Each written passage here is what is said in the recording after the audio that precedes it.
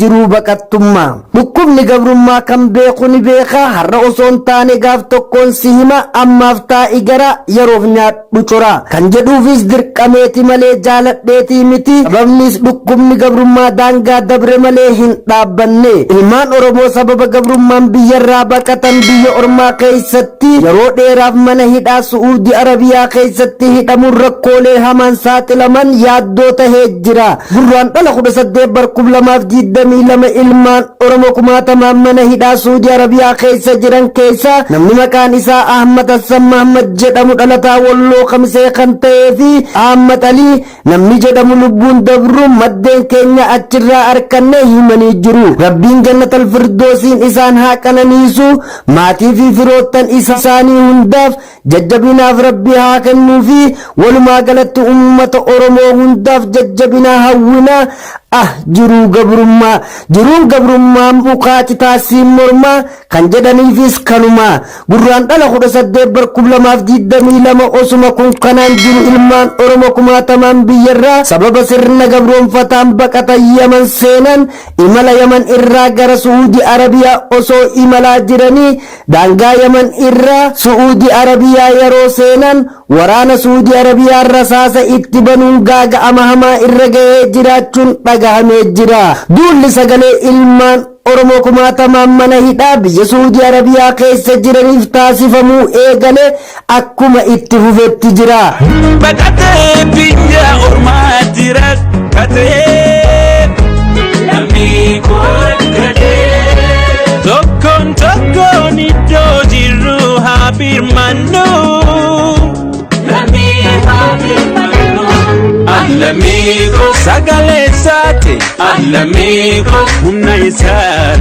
Allamigo formate sate Allamigo nagaya sat Allamigo gachana sate Allamigo anile sat harka fuune daawwattootaaf hordoftoota bilisootii fi ashama akkam jirtu oduu guyyaa irraa qabadhee isiniif dhiyaadheen jira oduu guyyaa irraa waliin ammurataa obsaati egaa daawwattootaa fi hordoftoota bilisootii fi amma xumura sagantaa keenya warroonni maatii bilisootii fi hin ta'in maatii ta'uudhaan nu hordofaa isiniin jenna ijoo oduu gabrummaan dhukkubni gabrummaa dhukkuba yaaddoo hamaa dhala namaa addunyaarra jiru hundaati kan akka oromootti nurratti raawwatamaa tureef raawwatamaa jirus isuma amma deemaa jirudha hadhaa fi ilaalaa dhukkuba gabrummaa saba gabroomeetu beeka dhukkubni gabrummaa guddaan siyaasa diinagdee fi afaan qawweeti sirni gabroonfataan abbaa irree ummata tokko kan ittiin gabroomsu siyaasa diinagdee afaan qawweeti akkamitti kan jedhuufis sirni gabroonfataan ummata tokko gabroomsuuf umrii isaa dheeree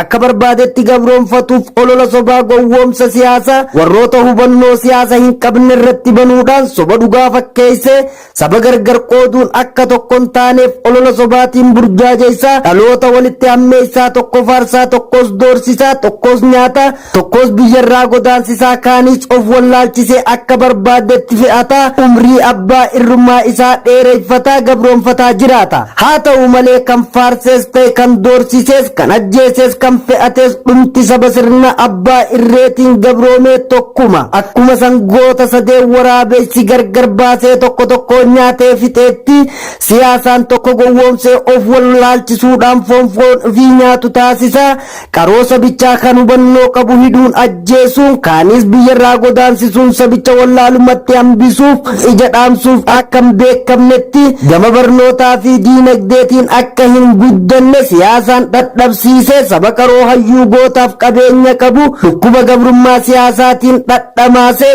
isaa waa hubatu afaan qawween ajjeesaa doorsisaa akka waan beekaa hayyuu qaroof goota diinagdee hin qabnetti siyaasaan hongeessee akka biyya ofii gadhiisuun baqatan hirkisiisa jiruu baqattummaa dhukkubni gabrummaa kan beeku ni beeka har'a osoo hin taane gaaf tokkoon si hima ammaaf taa'i gara yeroof nyaadhu cora jedhuufis dirqameeti malee jaaladheetii miti sababnis dhukkubni gabrummaa daangaa dabre malee hin dhaabbanne ilmaan oromoo sababa gabrummaan biyyarraa baqatan biyya ormaa keessatti yeroo dheeraaf mana hidhaa Su'uudi Arabiyaa keessatti hidhamuun rakkoolee hamaan saaxilaman yaaddoo tahee jira. Gurraan dhala 18/2022 ilmaan oromoo kumaatamaan mana hidhaa Su'uudi Arabiyaa keessa jiran keessa namni maqaan isaa Ahmad Hassan Muhammad jedhamu dhalataa Walloo Kamisee kan ta'ee fi Ahmad Ali namni jedhamu lubbuun dabru maddeen keenya achirraa arkanne himanii jiru. Rabbiin jannatal firdoosiin isaan haa qananiisu maatii fi firoottan isaanii hundaaf jajjabinaaf rabbi haa kennuu fi walumaa galatti ummata oromoo hundaaf jajjabinaa hawwina. Jiruun gabrummaa mukaati taasiin mormaa kan jedhaniifis kanuma. Gurraan dhala 18/2022 osuma kun kanaan jiru ilmaan oromoo kumaatamaan biyyarraa sababa sirna gabroonfataan baqatan Yaman seenan imala Yaman irraa gara Su'uudi Arabiyaa osoo imalaa jiranii daangaa Yaman irraa Su'uudi Arabiyaa yeroo seenan waraana Su'uudi Arabiyaa rasaasa itti banuun gaaga'ama hamaa irra gahee jiraachuun dhagahamee jira. Duulli sagalee ilmaan oromoo kumaatamaan mana hidhaa biyya Su'uudi Arabiyaa keessa jiraniif taasifamuu eegale akkuma itti fufetti jira.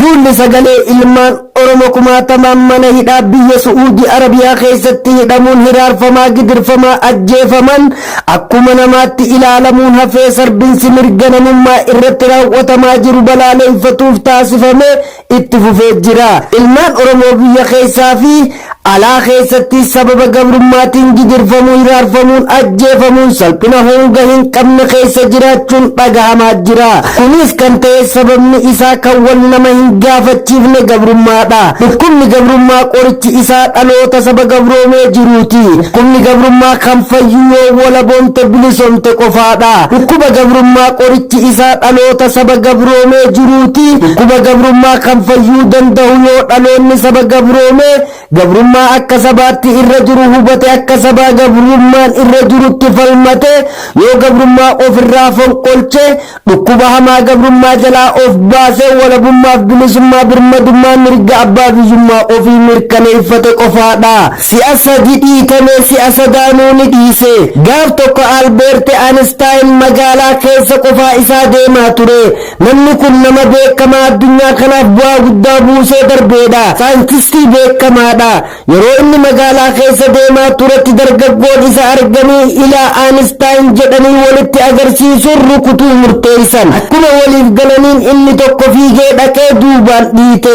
Einstein ilaaleetuma callisee deeme. Xiqqoo yeroo inni achi siiqus gurbaadhumtu kun fiigee dhaqee ammas dhiite.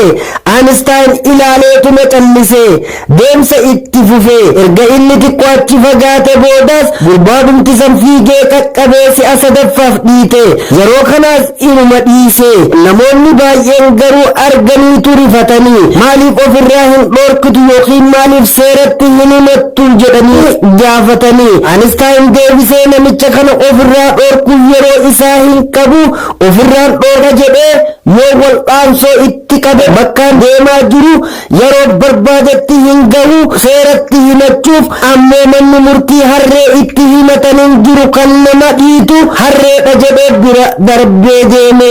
Egaa kunis hiikaa qaba. Ergaa lafa yaadde gahuuf manaa baate yeroo qormaanni si mudatu qormaata sanaaf deebii laachaa oolta. Lakkii dhiistee darbuu qabda. Bakka kaayyoon kee gahuuf rakkina akka jiru bartee tuffattee bira darbitee deemuu qabda.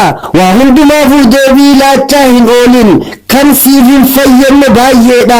Yeroo keessa hin gubin kayyifal madduun dhaamsa kooti dhaamsa oromummaati.